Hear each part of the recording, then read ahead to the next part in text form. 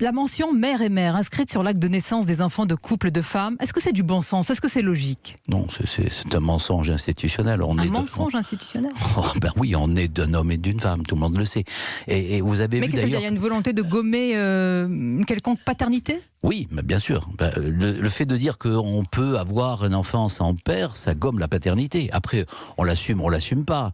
Mais dire, par exemple, comme Agnès Buzyn l'a dit, que ça n'est pas un débat éthique, mais c'est quoi alors un débat éthique? Un débat éthique, c'est on s'interroge sur les avantages, les inconvénients, les avancées de la science, l'attente de la société. C'est ça un vrai débat. Mais à partir du moment où on dit c'est un marqueur parce que le président l'a promis, j'ai l'impression, en vous écoutant, que vous dites qu'il y a comme un biais idéologique introduit par le gouvernement.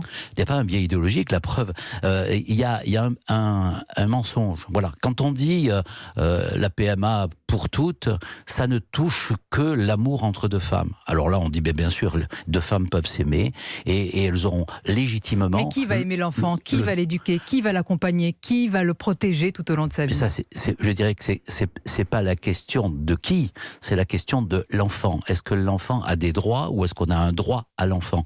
Et vous avez vu la subtilité qui montre bien la fragilité de la position, c'est qu'on va dire qu'il y a une mère principale. Il y en a une qui va être principale. C'est celle qui aura accouché. Et l'autre, elle est quoi? Elle est mère en numéro 2, elle est mère accessoire, elle est mère de substitution. Pour vous, c'est un mensonge en tous les cas. Le débat... En tout cas, le mensonge qui existe, c'est d'avoir dit il n'y a aucun lien entre la PMA pour toutes et la filiation et de se rendre compte qu'il y a un lien avec la filiation.